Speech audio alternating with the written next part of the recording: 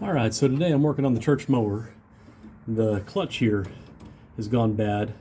A couple of us have troubleshot it. We both checked, and we have wiring here to the clutch, but it's not engaging, it's not turning the blades on, and so it needs new clutch. If you're not familiar with these clutches, it's very similar to the clutch that's on your AC compressor on your car. It's basically a magnetic clutch with, and whenever you apply voltage to it, the two, the multiple plates squish together and engage it, causing it to turn on. So this one's bad. You turn it on, you get power down here, it doesn't turn on, doesn't turn off.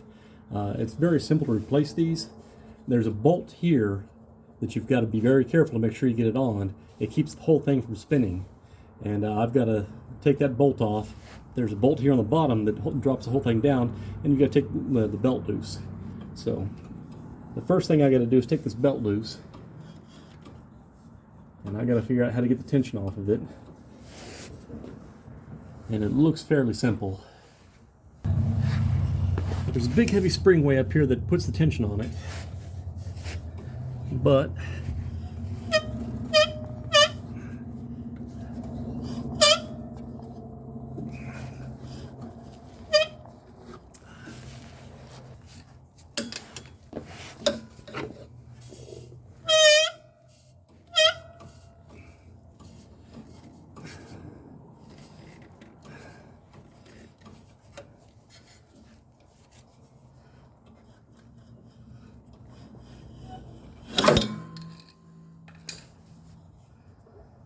and getting that back on may be a pain in the butt.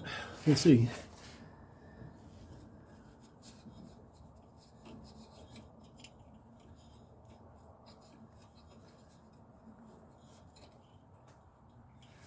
Looks like there's two bolts over there. Oh no, okay. So looking at it, this doesn't actually bolt in place. There's a little slot in this thing, and it fits up into a tab on here, and that's what keeps it from spinning. So all I got to do is take this bolt loose, and it should drop right out.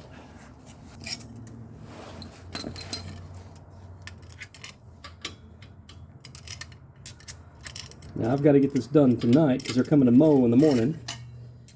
It took a week to get the part in, and the engine's turning over. Okay.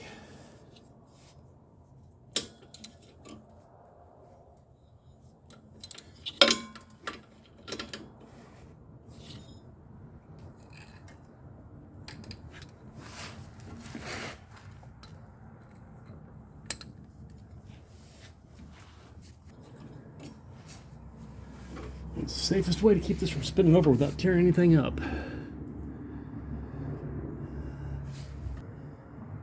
I had a way to block the piston, keep it from coming up, that would work. I'm not real crazy about that. I could vice grip this belt to this tab here, maybe. Not real crazy about that either.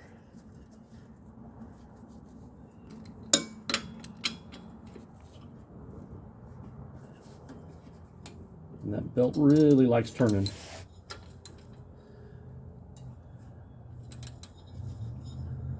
Oh, I can vice grip the clutch together.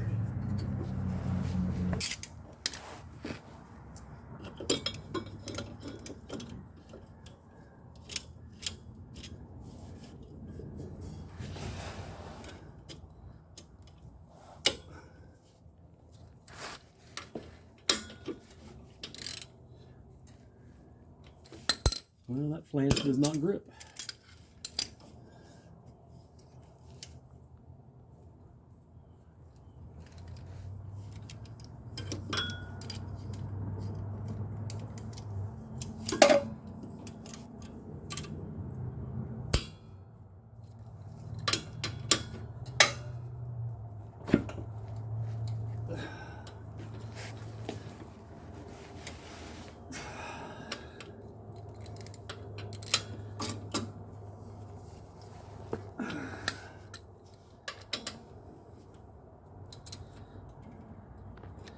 That does not want to let go. And I'm scared it may be a left-handed bolt.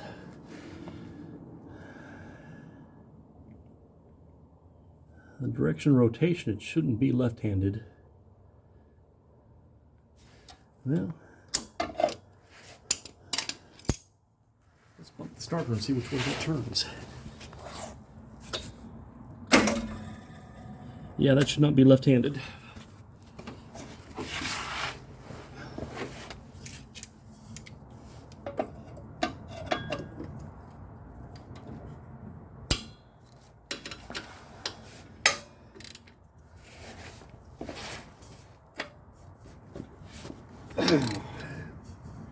There it goes. It's coming.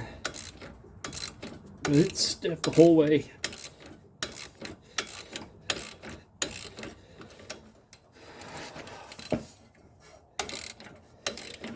My right shoulder's creaking. And I had my ganglion cyst on my left wrist during today. Probably couldn't have picked a worse day to do this. But again, I ordered the part over a week ago, and it took a while to come in, and I had to fix the Mustang first.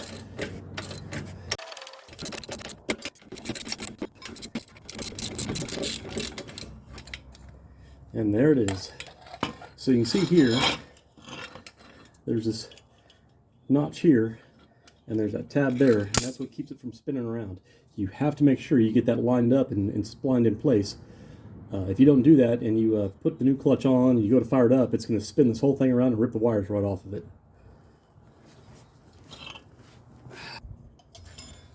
Now it's not lined up right off the bat here. So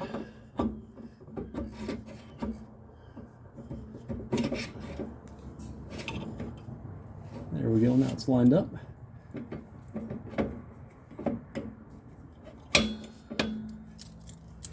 Alright, that's got the tab in place.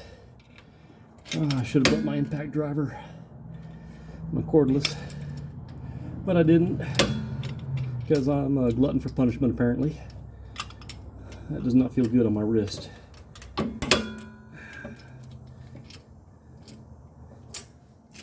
What's the first thing I'm going to do after the doctor does cutting on my hand? Go out and wrench with it. Okay, it's locked in now. I don't have to hold it up. I can just tighten it up, and there we go. Starting to spin.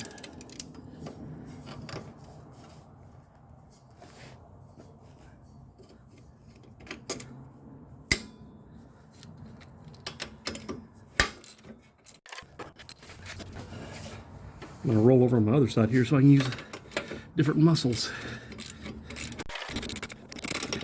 Now I've got to watch here and make sure that I'm not hitting this on the vice grip, because I don't want the vice grip interfering with how tight I can get it. I'd like to be able to get it all the way tight before I pull the vice grip off. It's going on nice and straight. You can see I got a ways to go, and it looks like all the way up it's not going to hit the vice grip. So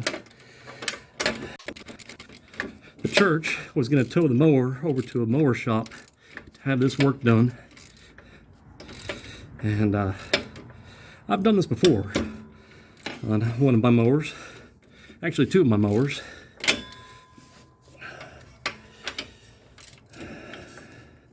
And I knew it wasn't terrible, and so I decided to save them a couple $100.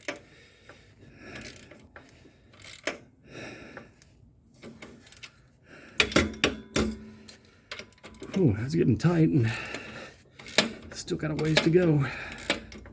That's a good thing. That means the thread lock's working. Is my wrist going to hold up, though? And granted, my ganglion cyst has more to do with compression than it does with tension, so it's not really bothering it. It's just that I had a needle stuck in that cyst earlier today, and so it's a little tender. I need to do a video on that. How to take care of your muscles and bones as a mechanic. Almost there. And as tight as it was, and I want to get it really good and tight. Okay, I didn't ding up that pulley, but I sure put some burrs on it. Not crazy about that, but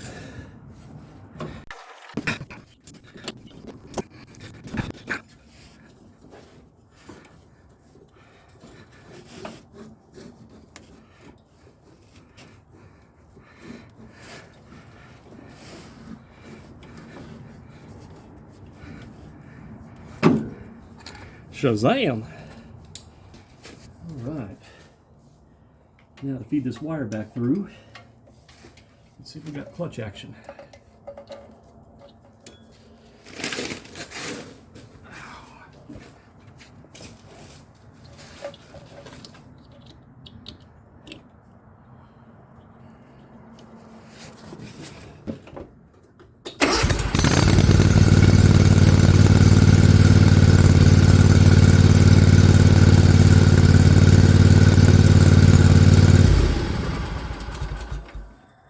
And we have zero clutch action. What is going on? We had 12 volts to the clutch. We should have 12 volts to the clutch. Well, don't this just stink on ice?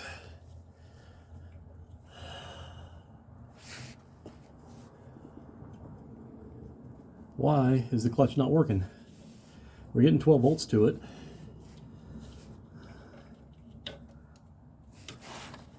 I can feel both pins in there.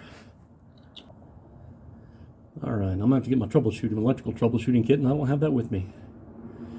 I'd have been thinking I'd have brought it, but we already troubleshot everything. We have 12 volts to this plug here. Ow, muffler's hot. Don't touch it. This plug here is the plug going to the clutch. With the clutch turned off, there's 0 volts. You pull out the switch, and there's 12 volts here. This should be working. Don't know why it's not working, but we're not getting, I'm not seeing any movement from it. I got down here and looked. Really, I need a second person. I need to put some weight on. I've got some weight somewhere. I need to set some weight on there and see if I can watch this while I turn it on and off. But, I mean,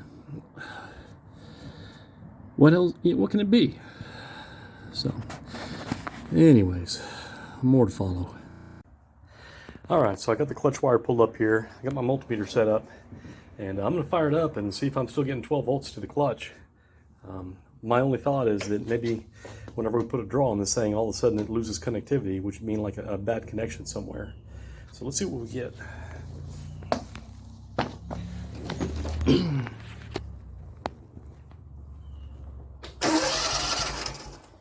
Give it just a little bit of choke.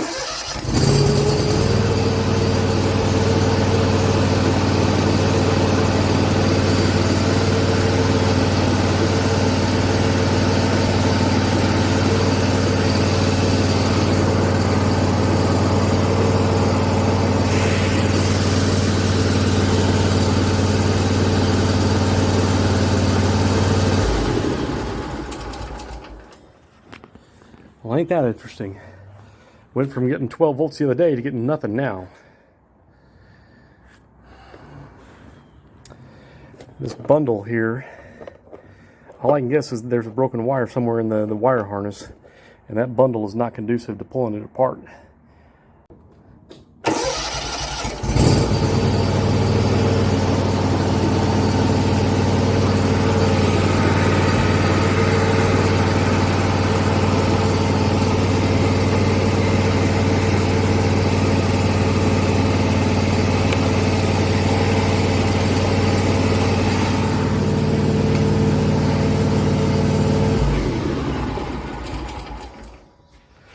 Well, there's our problem. We lost ground. This ground wire's not connecting.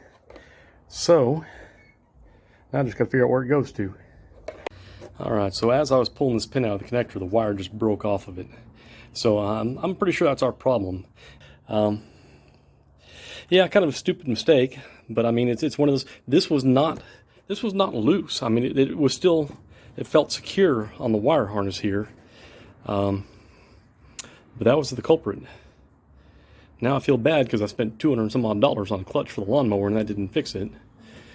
But, you know, the symptoms led us to it. So as a technician, at what point do you go deeper with the labor, and at what point do you And if I were charging a customer, I would not charge them for the clutch on this. I'm sorry. That is on me. I could have gone deeper, but it's one of those where, how far do you want to go with the diagnosis? And when we saw we had power and ground here at the connector, oh, well, then that leads us to the clutch must be bad. So I'm going to put another terminal on there.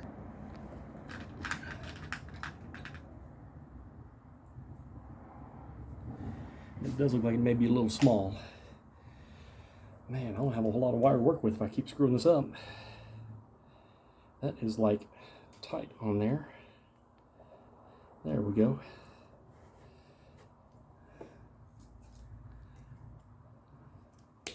And looking at it, this is a Packard 56. I'm a liar. Ooh, and here I am working on the church mower. You know where I'm going to go now. Well, I do have the Packard 56 grippers.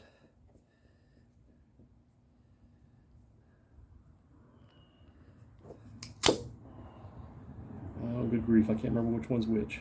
Oh, that's right, you do both of them at the same time. That's what I love about these crimps. Got the crimpers messed up. There we go.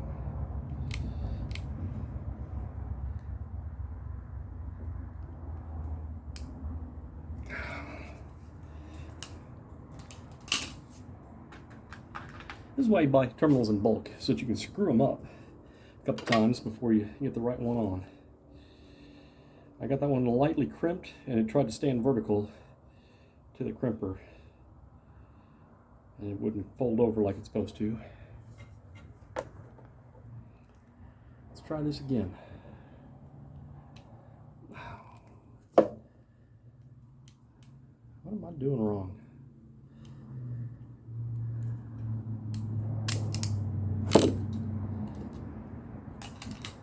Man, it's a big fat ugly crimp, but that's tight. And that's snapped in nice and neat. So it is a Packard 56. Let's plug it in and see what we get.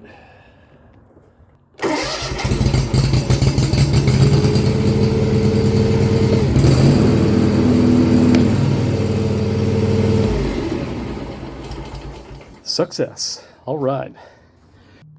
So I didn't plan this. I didn't stage this. I really intended to come out here and replace the clutch and show you how to do it and talk a little bit about it. But this is one of those jobs that will eat your lunch as a technician. You're going to run into jobs like this where everything tests fine, and then you fix it and it doesn't fix it, and then your boss yells at you. And then you find something stupid like that you already checked and it was good, but it was really bad and it was just marginal and you couldn't tell if there's something wrong with it. I'm not the only person who troubleshot this and said the clutch was bad. There's another fellow church member who's mechanically adept. We got a loose bolt. But he and I both looked at this and agreed that the clutch was bad. We both played with that terminal and it played fine. And now all of a sudden this happens. So I'm not entirely sure that that clutch is good, but I'm pretty sure it is. I'm pretty sure that terminal was a problem and it just wasn't showing. I imagine it was corroding through and it wasn't corroded all the way through. I think that it was carrying voltage, and because we pinned it from the other side, like I showed you how I had the terminals in there. I did that test last week. I had 2 leads in there and I had 12 volts through it fine. And if you have corrosion in a circuit like that, it'll check with a low current like a multimeter, or with a low load. But as soon as you put a high load like clutch on it, it can't carry that current to turn the clutch on. So I think that's where our problem was. This didn't put enough load. It was able to carry that 12 volts through to do your 12 volt check. But as soon as you put that high load of that clutch on there, the corrosion was too much and it checked good. And so I think that's where our problem was. And the terminal did not feel loose last week when I troubleshot it before I ordered the clutch. But sure enough, it's bad. That terminal, I'm pretty sure that terminal was the whole problem the entire time. So problems like this will eat your lunch. If you're not a technician, understand this is the kind of crap that technicians have to deal with. You do everything right, and it troubleshoots wrong. What do? You just put your head down and get back to work, keep doing what you're doing, make sure you get paid for it. I'm doing this for the church. I'm doing this out of the goodness of my heart for my church because I love my church. So I'm not going to get paid for it, but that's part of what I offer to the Lord for my prayers, my presence, my gifts, and my service. So, yep. Get out there and do the work.